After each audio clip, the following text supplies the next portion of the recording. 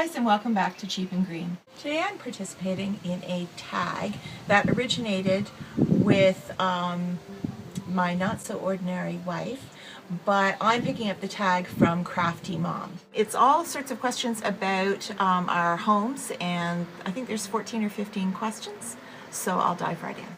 Question 1 is, what is your living situation? Do you rent, own, whatever? We own our own home. Question 2 is actually similar. It says, what type of house do you live in? And we live in a single family home that's fully detached.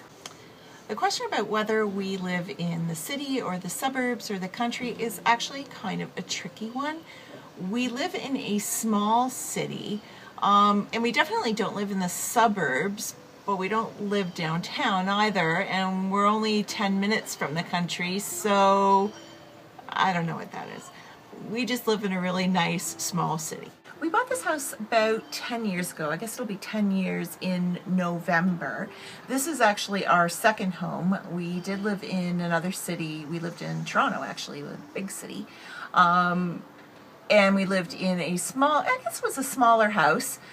This one is mostly just taller and narrower, and the other one was a bungalow, so it was sort of shorter and wider, but just differently configured. Probably square footage wise, maybe this one's a little bigger. We have 4 two-legged people living with us and 5 four-legged people. So it's my husband and I and my daughter and my mother, and of course my dog, and 4 cats. This is a 4-bedroom house, although I think it was sort of a 3-bedroom and then a weird room that nobody knew what to do with, that didn't have a closet or a door. When we moved in, we actually changed that. We put in a door, and we bought, an IKEA wardrobe, and that's my daughter's room now. The house currently has 1.5 baths.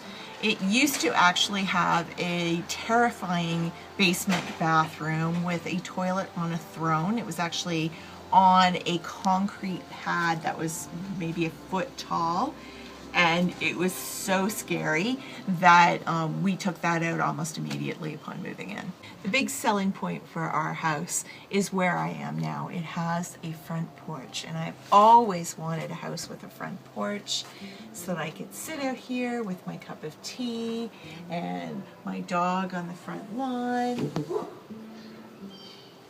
and just watch the world go by. Other than the front porch, which I really love, I also just love this yellow or buff colored brick. I really love houses in that color scheme with white trim and blue. And of course the backyard. One of the things that makes us crazy about this house is the constant repairs that we've had to do. We thought that we had bought a fully renovated home, and we were here only about a month before we had to completely gut the main bathroom. We've had major flooding going on. We've had to dig up the driveway, rewire everything. It's just been constant.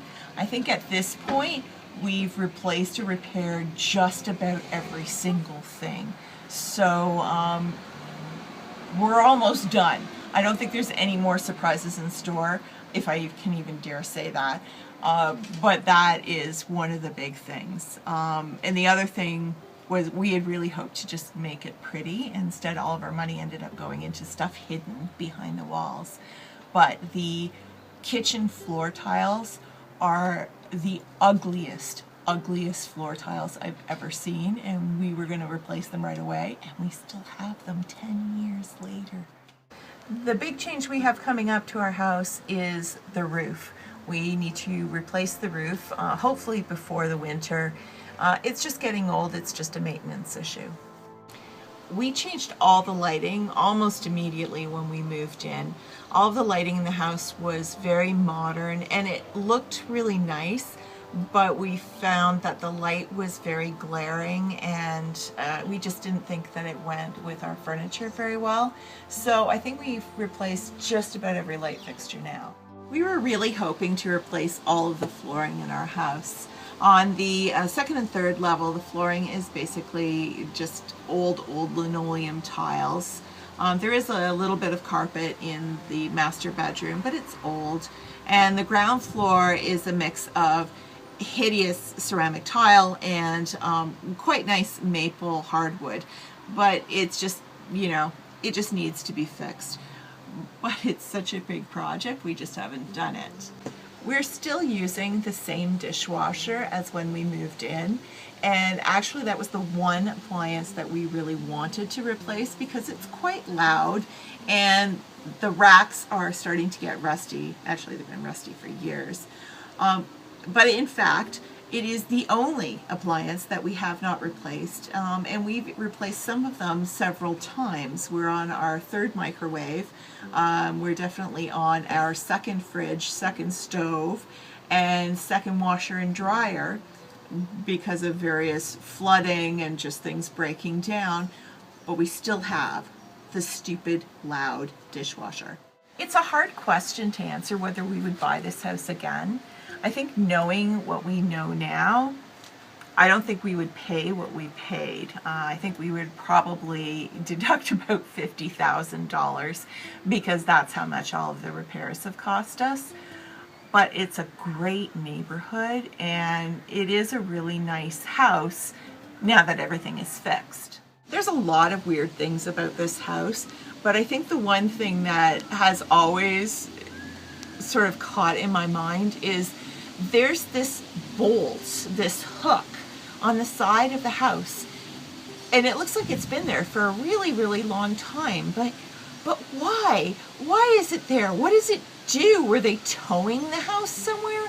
What was it for? It's so weird. So that's it for this week for Cheap and Green. Thanks to my not so ordinary wife and CrafTEA Mom for issuing this tag.